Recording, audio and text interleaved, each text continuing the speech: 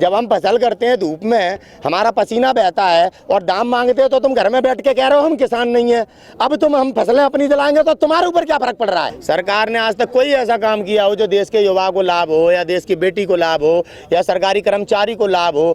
हर एक का हाथ काटा ही काटा है सरकार ने। कुछ दिनों बाद यूट्यूबर्स पे भी आपकी भी आवाज बंद करने का काम कर रहे हैं। कौन सा राष्ट्रहित है? सच बोलने की आजादी छीनी जा रही है। आप राष्ट्रहित कहते हैं, मोदी कह देता नेहरू जिम्मेदार है।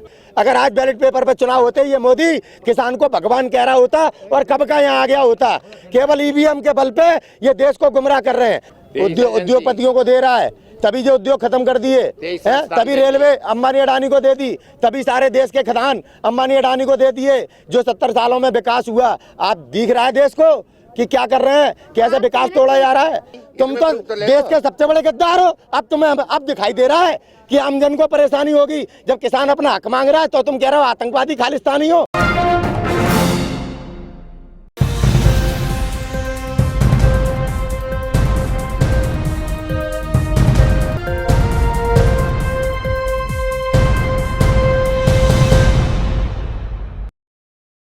सरकार देश के नागरिकों को कुछ देना ही नहीं चाहती है, तो वो जो आप कह रहे हैं उन चीज़ों पे ध्यान क्यों देगी।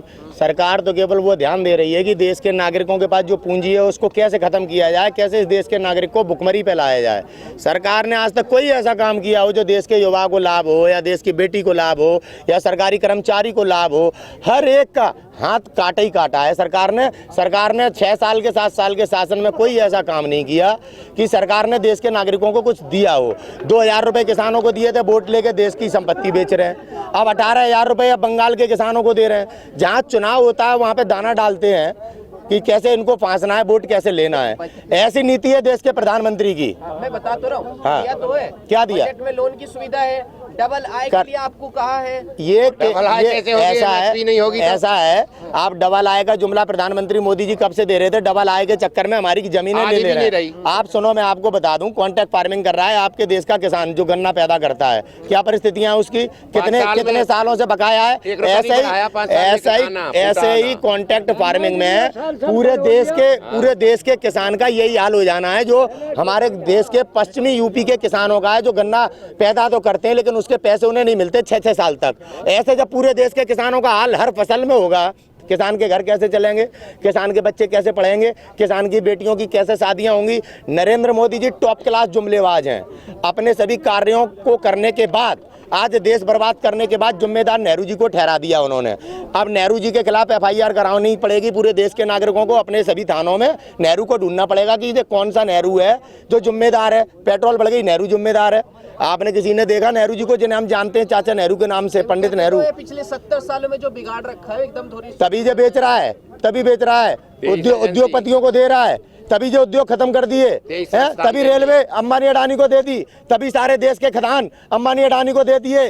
जो 70 सालों में विकास हुआ, आप दिख रहा है देश को कि क्या कर रहे हैं, कैसे विकास तोड़ा जा रहा है। आप कह रहे हैं बेचा नहीं है, लीज पे दिया है। लीज पे देना बेचना एक ही बात है, समझने की जरूरत है। लीज पे देना था अपने कार्यालय दे देते।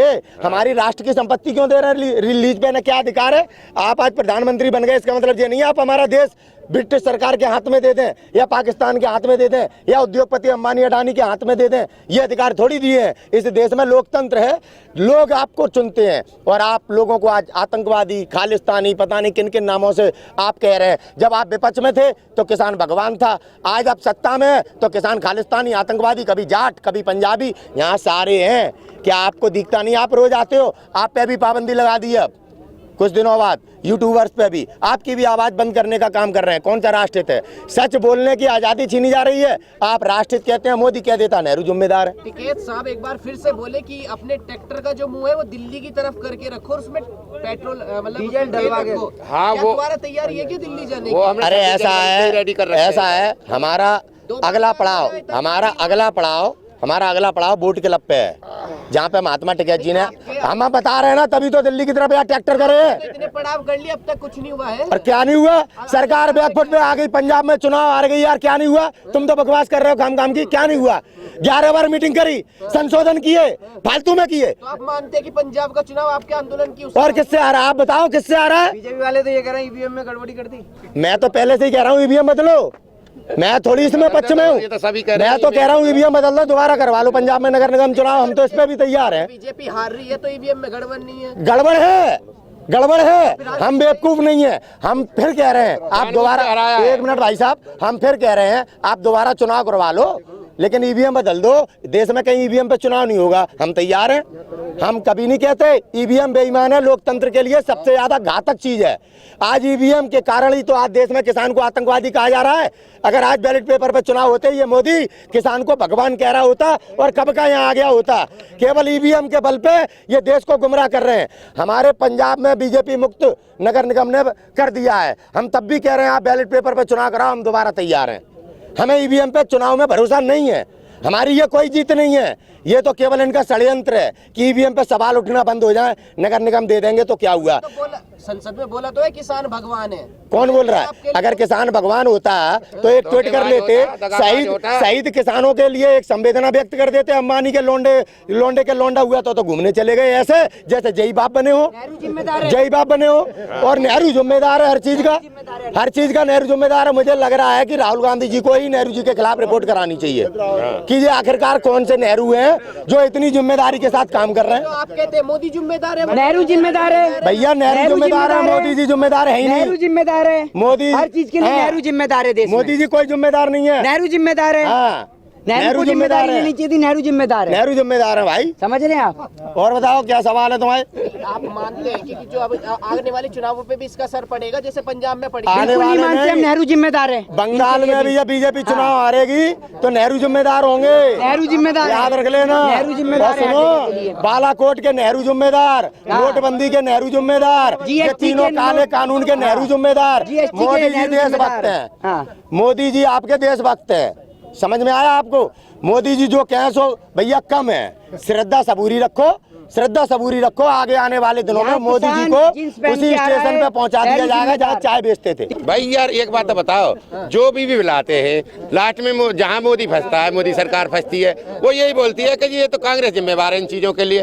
जब कांग्रेस ही जिम्मेवार है भैया, तुम इन बिलों को लाता क्यों है? आप भी तो ऐसा कर रहे हैं, कोई भी मसला फंसेगा आप कहते हैं मोदी जिम्मेदार है, वो कह रहे हैं नेहरू जिम्मेदार है, इसमें फर्क क्या है? अरे एक बात बताओ, वो तो कहते हैं कि रात को मोदी वो पकड़ा, नेहरू जी पकड़ा जाते हैं मेरे को फाइल सोते हुए।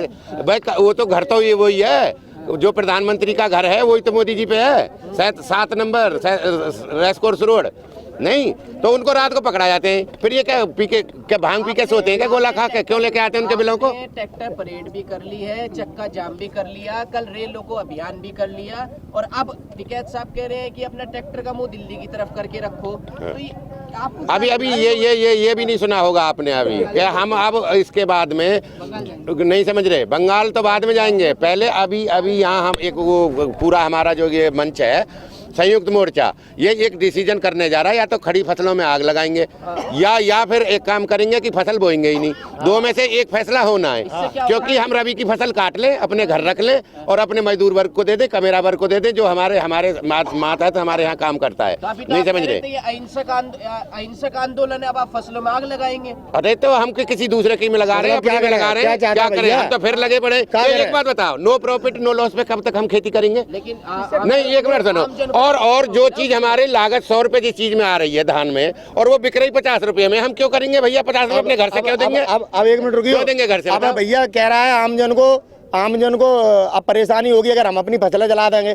जब हम फसल करते हैं धूप में, हमारा पसीना बहता है और दाम मांगते हो तो तुम घर में बैठ के कह रहे हो हम किसान नहीं है। अब हम फसलें अपनी जलाएंगे तो तुम्हारे ऊपर क्या फर्क पड़ रहा है? जलान दो, तुम्हारे ऊपर क्या फर्क पड़ रहा है? क्या हम धूप में पैसे मरे, अपने किसान MSP मांग रहे तो हम किसान नहीं है। अब फसल जला रहे तो तुम उल्टी गिनती पड़ रहे हो कि तुम्हारा अहित होगा। तुम मतलब बड़े स्वार्थी हो, बड़े स्वार्थी हो तुम, तो देश के सबसे बड़े गद्दार हो। अब तुम्हें अब दिखाई दे रहा है कि आमजन को परेशानी होगी। जब किसान अपना हक मांग रहा है तो तुम कह रहे हो आतंकवादी खालिस्तानी हो। अपनी मानसिकता को शुद्ध करो पहले, समझ में आई? आप वही रोटी खा रहे हो जो हम पैदा कर रहे हैं। जब जला देंगे ना औकात आ जाएगी तुम्हारी लाइन पे, औकात में आ जाओगे तुम जब बच्चों को रोटी नहीं खिला पाओगे और जब 500 रुपए का 1 किलो आटा खरीदोगे, मालूम पड़ जाएगा तुम्हें किसान क्या होता है। आज मजाक उड़ा रहे हो, आतंकवादी कह रहे हो, खालिस्तानी कह रहे हो ना, आंखें खुलेंगी जब फसलों में आग लगा देंगे। मालूम पड़ेगा जब बच्चे रोटी के लिए जब कहेंगे ना, जैसे बंगाल में जाते हो रोटी नहीं मिलती, जब ऐसी दिल्ली में रोटी नहीं मिलेगी तो औकात सामने आ जाएगी तुम लोगों की। जो लोग आज दिल्ली में बैठ के हमारा मजाक उड़ा रहे हो, इन किसानों का मजाक उड़ा रहे हो, और ये पत्रकार हैं जो एंकर, कितने दिन खाओगे विदेशों से मंगा के? देखते हैं रूप का लियाकत कितने दिन रोटी खिलाएगी अपने बच्चों को, और इसके बच्चे कहाँ से आगे रोटी खाएंगे। किसान के साथ छेड़छाड़ मत करो। अगर किसानों ने फसलों में आग लगा दी तो 20 करोड़ इस देश में गरीब मर जाएगा भूख से। लिख के दे रहा हूँ, लिख के। जीडीपी गिरने से तुम्हारा कुछ नहीं बिगड़ा, क्योंकि किसान खेत में फसल कर रहा है, तुम्हें रोटी मिल रही है। सभी अहम खबरों के लिए न्यूज़ MX को सब्सक्राइब करें, साथ ही बेल आइकॉन को जरूर दबाएं। लाइक, शेयर, कमेंट करना ना भूलें।